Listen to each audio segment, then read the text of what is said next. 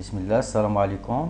Donc, on va entamer une autre série d'exercices sur les structures en C et en C++. Donc, voilà le premier énoncé. Il dit la chose suivante. Un point sur le plan est caractérisé par son nom et ses coordonnées, x et y. Donc, comme vous le savez, un point sur un repère ou bien sur un plan est caractérisé par un point. Donc, on va dire que par son nom, le nom, un caractère.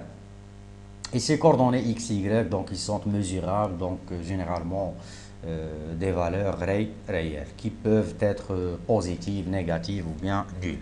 Alors on vous demande en premier lieu de personnaliser ce type ou bien cette structure et par suite la création de la structure dans laquelle on va définir la notion abstraite, c'est-à-dire la notion de point. Donc question A, dans notre premier exercice, créer la structure point. Alors pour ce fait, dans le cadre d'un programme C++, l'endroit de la déclaration, ça dépend du contexte. On va déclarer notre structure en tant que structure locale de la fonction principale main. Donc on commence avec le mot réservé struct pour la création de notre structure. Notre structure sera nommée ou bien dénommée point. Il sera caractérisé en premier lieu par un attribut de type char décrivant son nom, le nom du point, et par deux attributs réels, dénommés respectivement x, y, pour décrire les coordonnées x et y. Donc on clôture la déclaration du type. Donc je récap, la déclaration d'une structure décrivant la notion de point, structure dénommée point dont les attributs sont respectivement un char pour le nom du point et deux réels, un réel décrivant la coordonnée x et un autre décrivant la coordonnée y. Question B. Donc question B. Créer par affectation les points P1 dont les valeurs sont les suivantes. Le point P1 dénommé A, coordonnée x moins 1, coordonnée y 0,9 et le point P2 dénommé B avec les coordonnées x et y 2,5 et 6. Alors pour ce fait, on aura besoin de déclarer dans notre programme deux variables de type point, P1 et P2, qui vont représenter respectivement les deux points que l'on souhaite créer par affectation. Alors, l'accès aux attributs d'une variable de type structure sera effectué en général avec la notation pointée. On accède en premier lieu à l'attribut nom, on va lui affecter le nom A. Donc affectation, après avoir déclaré deux variables dénommé P1, P2 à partir de la structure point. Donc on vous demande de créer par affectation le point P1 dénommé A avec les coordonnées moins 1, 0,9. Donc accès au second attribut, c'est-à-dire la coordonnée x, et on souhaite lui affecter la valeur moins 1. Moins 1. Accès toujours par la notation pointée à la coordonnée y du point P1 et on souhaite lui affecter la constante numérique réelle 0,9. Par suite, on a créé un point avec comme nom le nom A, la coordonnée x moins 1, la coordonnée y 0,9. De même, un copier-coller pour la création du second point. Donc, accès au nom du point P2. On va dénommer B. La coordonnée x, y vont recevoir respectivement 2,5 et 6. Donc, 2,5 pour la coordonnée x et 6 pour la coordonnée y.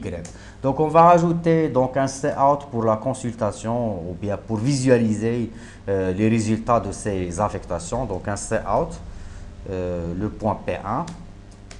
Donc l'affichage du nom du point P1. Donc un séparateur. L'affichage, de la coordonnée x, un séparateur ou bien un espace blanc pour séparer les attributs et l'affichage de la coordonnée y. Un copier-coller de cette instruction pour appliquer la même instruction sur le point P2, c'est-à-dire l'affichage respectivement du nom, de la coordonnée X et Y de chaque point. Donc, je clôture, je sauvegarde. Donc, ça sera l'exercice 1. Je compile.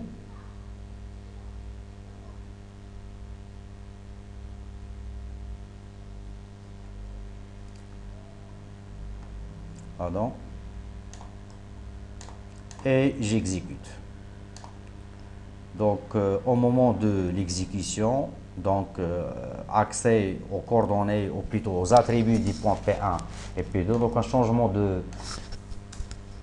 du message affiché dans le second cout. Je recompile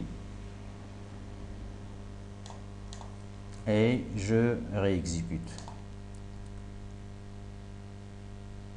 Donc le point P1 a reçu comme valeur au niveau de ses attributs, donc le nom A, X 2,5, le Y 6.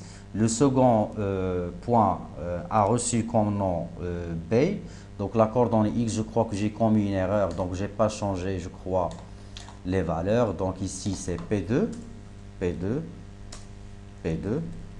Donc, accès aux coordonnées X et Y du point P2 qui vont recevoir respectivement donc 2,5 et 6. Je recompile et j'exécute. Donc, accès aux membres, aux attributs des deux variables de type point P1, P2 et création donc de deux points avec des affectations à la fois au nom, aux coordonnées X et aux coordonnées Y.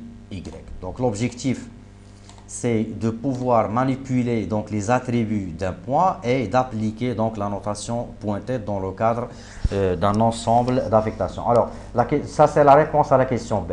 La question C, il dit lire et afficher les points P1 et P2. C'est-à-dire on ne souhaite pas créer ces points par affectation, mais plutôt on souhaite les créer par des instructions d'entrée. Donc, pour le point P1, donc on va afficher un message demandant le point, ou bien le point, le premier point, et par des CIN, on va accéder à l'attribut qui correspond au nom, par suite la coordonnée X et à la coordonnée Y du point P1. Donc, on demande à l'utilisateur de saisir pour le point P1 trois valeurs. La première sera stockée dans l'attribut nom, la seconde dans la coordonnée X et la troisième dans la coordonnée Y. Et ce, bien évidemment, par des instructions d'entrée. De même, un autre message et une autre instruction d'entrée combinée pour cibler donc la lecture ou bien le remplissage par clavier du point P2. Et on vous demande d'afficher donc les points P1 et P2 dont les valeurs sont saisies par l'utilisateur. Donc je compile et je réexécute. Donc le point P1, donc je vais changer de nom, le nom c'est C, la coordonnée X, la coordonnée Y. Le point P2 par exemple dénommé V avec comme coordonnée 11,5 et 11 ou bien 15,9. Donc après affichage, donc l'objectif c'est toujours comment peut-on accéder aux attributs, si vous voulez, d'une variable de type structure en exploitant en exploitant la notation pointée. Donc on va poursuivre cet exercice dans la prochaine vidéo.